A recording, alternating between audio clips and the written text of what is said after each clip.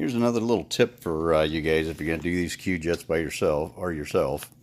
When you put the secondary air door screws back in, make sure that they're properly aligned inside the area that they're supposed to open and close in.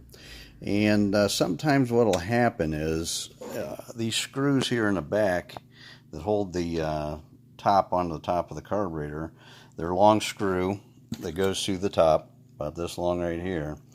Everybody gets a little bit carried away with tightening those up. You don't really need to crank on them. All you have to do is snug them up and go about another quarter of a turn.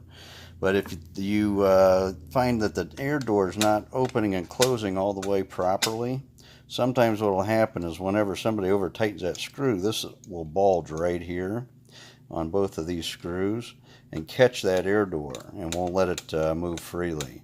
So if that happens, then what you're going to have to do is take a file and file that area to get it so that the air door will move like it's supposed to.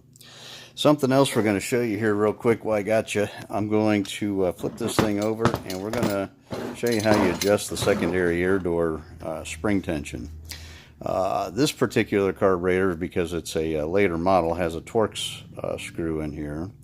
And so what you got to do is you take and you put your screwdriver in there, or your Torx screwdriver, and you're just going to loosen this up like a quarter of a turn. That's all you need to do. You just have to take tension off of the screw that actually adjusts the air door, which is right in here. And then what you're going to do when you do that, you're going to take all the tension off that air door spring till it's zero tension. Pull it back so that, or screw it so that it has a light tension on it, and then go about another half a turn and then lock it back down with this screw right here. And starting at a half turn is pretty good. You don't want to go more than that right out of the gate. That's pretty good tension on these secondary air doors. And it's not really, I mean, and this is kind of like idle mixture screws. You got to adjust a little bit at a time. Everybody wants to give it a full turn or full half turn or whatever. You're going to start out at a half a turn, and then after that, you're going to take 16th inch or 16th of a turn, not inch, 16th of a turn adjustments until you get the air door operating like it's supposed to under load. And typically what you want is it's not going to come on until the engine's warmed up.